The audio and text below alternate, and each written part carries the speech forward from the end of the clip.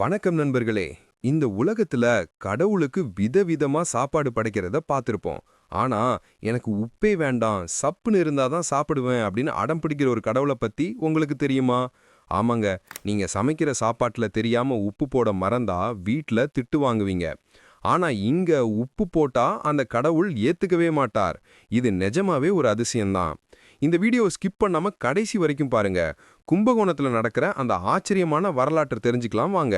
கும்பகோணம் பக்கத்துல இருக்கிற திருநாகேஸ்வரம், அங்க இருக்கிற ஒப்பிலியப்பன் கோவில்ல தான் இந்த அதிசயம் நடக்குது. பொதுவா நாம சாப்பிடுற சாப்பாட்டுல உப்பு இல்லனா ஒரு வாய் கூட இறங்காது.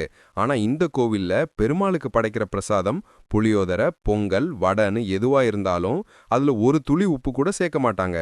அப்படி உப்பு சேர்க்காம சமைச்சாலும் அத பக்தர்கள் சாப்பிடும்போது அது அமிர்தமா இருக்குன்னு சொல்றாங்க. சரி, ஏன் இந்த பெருமாள் உப்பு இல்லாத சாப்பாடை விரும்பி சாப்பிடுறார்? அதுக்கு பின்னால ஒரு சுவாரஸ்யமான கதை இருக்கு. முன்னொரு காலத்துல மார்க்கண்டேய மகரிஷி மகாலட்சுமி தாயாரே தனக்கு மகளா பிறக்கணும்னு தவம் இருந்தார்.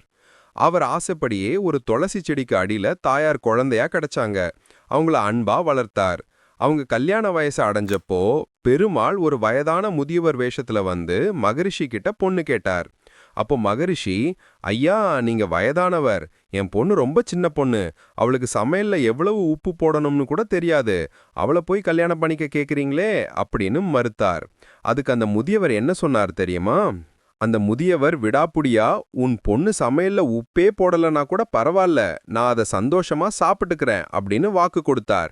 அப்போதான் மகரிஷிக்கு புரிஞ்சது, வந்திருக்கிறது சாக்ஷாத் மகாவிஷ்ணுன்னு. உடனே தன் மகளை அவருக்கு கல்யாணம் பண்ணி வச்சார். அன்னைக்கு அவர் கொடுத்த வாக்குறுதிப்படி இன்னைக்கும் இந்த கோவில்ல உப்பு இல்லாம தான் நைவேத்தியம் பண்றாங்க. உப்பு இல்லாத உணவை உண்பவன் அப்படிங்கறதால தான் இவருக்கு உப்பிலியப்பன் அப்படின்னே பேரு வந்துச்சு. ஆனா உண்மையில இவரோட பெயர் ஒப்பிலியப்பன். அதாவது இவருக்கு ஒப்பு யாருமே இல்ல, அன்ஈக்குவல்டு லார்ட் அப்படிங்கறது அர்த்தம். இவரை திருப்பதி ஏழுமலையானோட அண்ணன்னு சொல்வாங்க.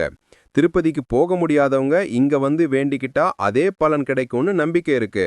நம்ம வாழ்க்கையில கஷ்டங்கள் வந்தாலும் உப்பு இல்லாத சாப்பாடு மாதிரி வாழ்க்கை சப்புன்னு போனாலும் இறைவன் அதை ஏத்துக்குவார் அப்படிங்கிற தத்துவத்தை தான் இந்த கோவில் நமக்கு உணர்த்துது. இந்த உப்பில்லா பெருமாளோட வரலாறு உங்களுக்கு பிடிச்சிருந்தா மறக்காம லைக் பண்ணுங்க, உங்க நண்பர்களுக்கும் ஷேர் பண்ணுங்க. அடுத்த வீடியோல ஒரு கோவிலோட கதவு 500 வருஷமா திறக்கவே இல்லையா, அதுக்குள்ள என்ன இருக்கு, அந்த மர்மத்தை பத்தி தான் பார்க்க போறோம். மிஸ் பண்ணிடாதீங்க. நன்றி, வணக்கம்.